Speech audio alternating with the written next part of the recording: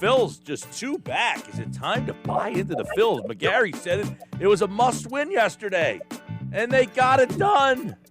His must-win column is Fridays in the Press of Atlantic City, but I think I saw you toss out your first must-win for the Phils all season. Is that accurate? That is accurate. I thought that second game with Wheeler on the mound, I thought it was critical. I think you've got to put some distance between yourself and the 500 mark, and as well as they've been playing, I know it's only one game, but 47 and 45 is a lot better than 46 and 46. So I just felt in the second game yesterday that they had to take a step forward. And at the point, it looked like they could close within a game of the Mets because the Mets were down 6-0. The Mets rallied. But still, I think it's important for them to be, 2 games up heading to play the Yankees on Tuesday night. Yeah, well, I'm not ready to go must win. I would agree that when Zach Wheeler pitches and you're playing the Marlins, you've got to win those games. And the one thing that I thought was encouraging, Mike, was a team that has been a pain in the ass for a couple of years now. You finally got 3 out of 4 against those little Nats. Yeah, and I think especially, when you get the first 2 out of the 3, that's another reason I thought it was such a critical game. You want to get 3 out of 4, basically, and you got your best pitcher going. So you can't give those games away if you're going to expect to try to make the playoffs. You got Zach Wheeler going against the Marlins. You've taken the first 2 out of 3. You've got some momentum, the Real Muto walk-off home run. You've got to make it, those are the games that they won in 2007, 8, 9, 10 when they were successful. Those are games were automatic W's for them the second game yesterday. Yep, I know, Mike, a lot of people looking at next Friday's trade deadline. Dave Dombrowski was on with John Clark in his podcast and essentially said, we're not selling. We're not selling pieces off here. It sounds as if the Phillies are going to go for this. Yeah, I think you have to now, right? A lot can change in 10 days, though. It was just July 9th that they were 5 games out, and they were looking like, they were going to fade from the race. Now, 9 days later, they're 2 games out. So a lot can change in the next 10 days. But if they're within a game, 2, 3 games of the New York Mets, then I think you've got to stick it out. And I don't know if I'm a buyer or a seller. Maybe I'm more of a stand patter at that point and look at what they, look at kind of, I still think the team's core needs to be tweaked and improved, but maybe you wait to the offseason to do that if you're 2 to 3 games in front or behind the Mets at the trade deadline. Yeah, now he seemed to indicate hey, Suarez, if we got a guy that had Suarez's numbers, people would be excited about that. We are looking at him as a change and for the better. He mentioned Archie Bradley. He mentioned Bailey Falter. He mentioned now that Neris is not closing, that he's been better. I'm not sitting here telling you he thinks his bullpen's great, but if they didn't make a bullpen move, we can't buy into this team, right? Yeah, the question is, when I say they can't, I don't know what they have to offer teams. What they do have to offer is money, right? They can take teams on. So if there's a reliever on a team with a high salary, that team wants to get rid of that reliever, doesn't want to pay that salary anymore, the Phillies can take that reliever on. I'm not so sold on the bullpen. We've seen Hector Neris pitch well in spurts before. Archie Bradley does seem to have straightened himself out and become more of what we envisioned him being when they signed him in the offseason. Ranger Suarez has saved 2 games, and, Jesus Aguilera took him deep on Saturday night. So, like I said, let's pump the brakes, on Ranger Suarez a little bit. The bullpen has been better. The flip side of that is it couldn't have got much worse. The other thing they're doing is they're out hitting some of their mistakes now, which is kind of what was envisioned for them when the season started. The bullpen blows the Saturday night game. Real Muto hits a 2-run home run. They're 10-4 in July. They're averaging 6 runs a game. They're doing what they were supposed to do, which was out-hit the bad bullpen, out-hit the bad defense, and that's what they're doing right now. Yeah, that's something that he mentioned, Mike, was, hey, we've got to out-hit our bad defense. He acknowledged they're a poor defensive team. If they make a move, now there's some talk about Byron Buxton, Sterling Marte. Apparently they would like to upgrade center field. We don't think their offense is an issue, so would you have a problem if they bypassed the bullpen but got a player of that magnitude? I think the 2 places you need to go to, I think you've got to bring in more relievers for the bullpen just because I just don't believe, Bailey Falter comes in yesterday, gets a big strikeout, but, do I have any faith in him doing that consistently in the stretch of a pennant race? I don't know. I don't, Ranger Suarez, I'll take that day by day. I do think they have to upgrade center field. Adubel Herrera was slumping badly when he went on the injured list. Travis Jankowski has played well the past 2 or 3 weeks. It's a great story. I love the way he kind of has rebounded from that, that pinch running mishap that he had, when he was tagged out 2 unassisted. I guess that was last month. But do we have any faith in Travis Jankowski, 7 days a week, batting .330? So if you can get a Marte, you can get a Buxton and secure that center field spot, I think that's an excellent move. Yankees are off tonight. Yankees next 2, and then 8 coming up against Atlanta and Washington. That will get them to the trade deadline. Just a gut feeling from you. When they get to that trade deadline, where will they be in the standings? I think they'll be right where they are now. I think they'll be 2 to 3 games back. And because to me, we can talk all about the Phillies' flaws, but they're in a flawed division and they're chasing a flawed team in the New York Mets. I mean, the New York Mets are starting Jared Eichhoff tonight. I mean, they're in first place, but they're starting Jared Eichhoff against the Cincinnati Reds. If you told Met fans in July the Mets would be in first place and they'd be starting Jared Eichhoff, that's not what anybody signed up for in New York. So, and the Mets have Lindor on the injured list. They have DeGrom on the injured list. Their flaws are going to keep the Phillies in the race. So 10 days from now, I expect them to be kind of right where they are in a position where I think they're just going to have to, maybe tweak around the edges, but stay with the core and go for it and try to make the postseason. You think it's a 2-team race, or is this 3-4?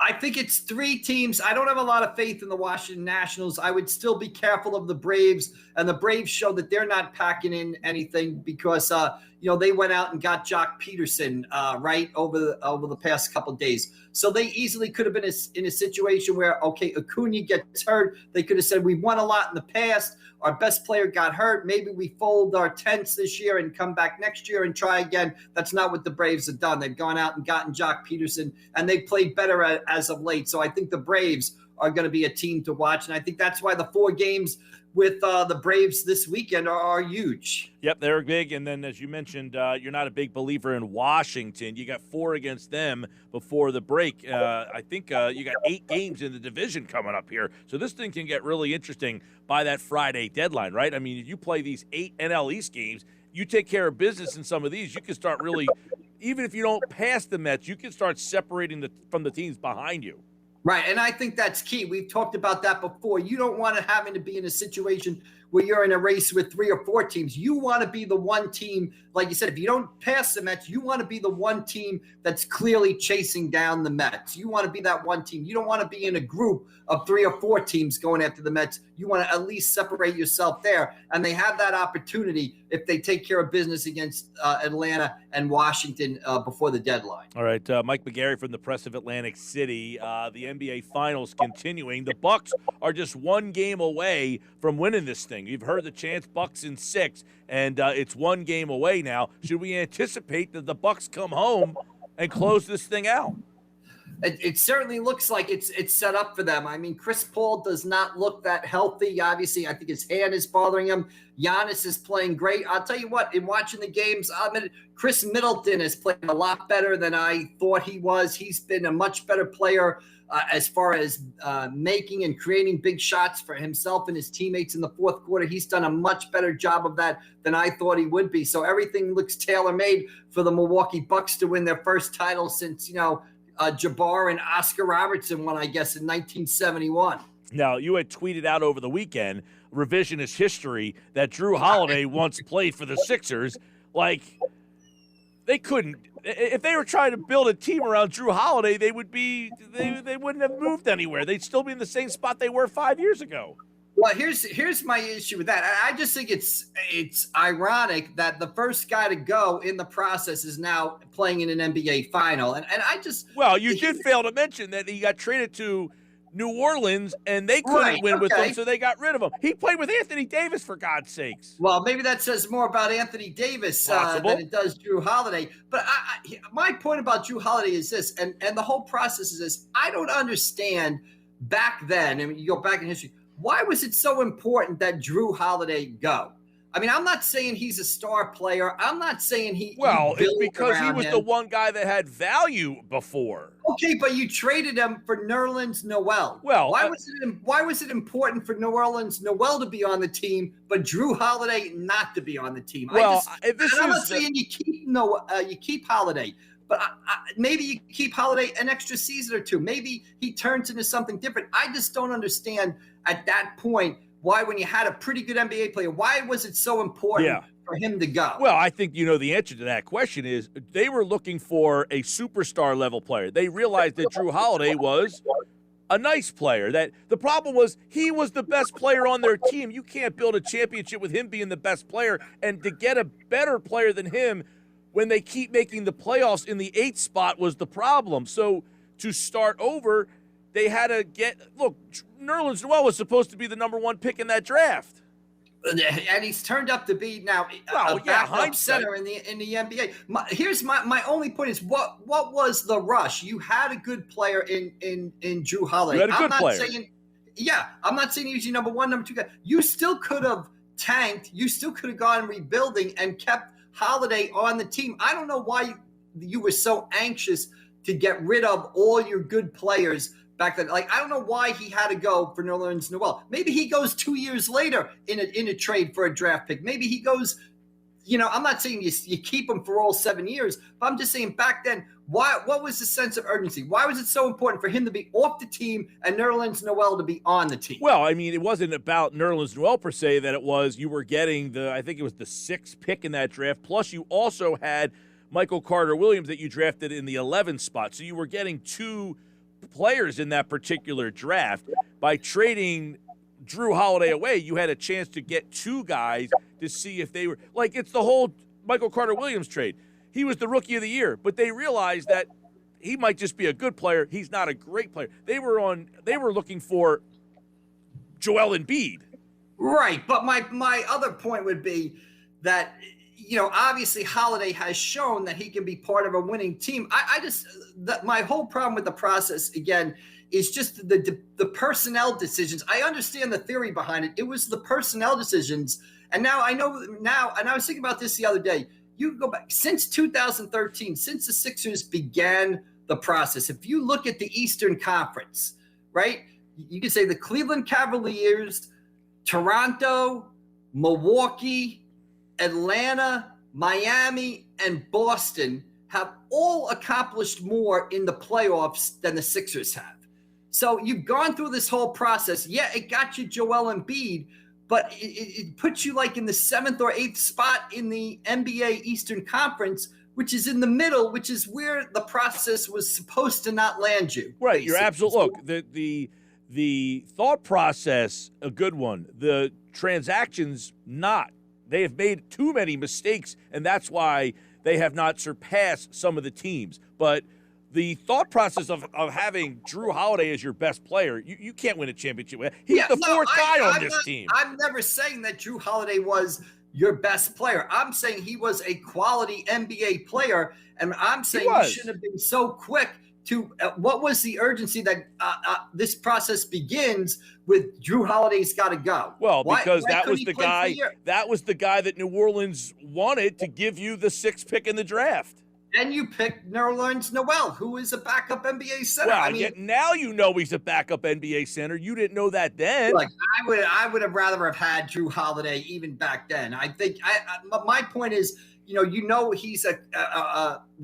Jrue Holiday is, and I'm not saying he would have been on the Sixers for all these 8 years. My thinking is, you had some good players. Well, back. like they had Andre Iguodala, you had Evan Turner, they had Thaddeus Young, they had that was the core of players. They knew what that team was. Right, but when I look at it, and again, you look at now Jrue Holiday's in the NBA final. Iguodala. That was 8 years ago, by the way. It took him 8 years to finally get to this point. And by the way, if Brooklyn doesn't have the injuries, Jrue Holiday would have been out in the first round. It's taken the Sixers 8 years to get to the second round. I mean, that's my point, is that the decision making of the a lot of bad. And to me, the first bad decision was saying, okay, Jrue Holiday has got to go. I'm not saying he should have stayed there for 8 years, but I'm saying keep him.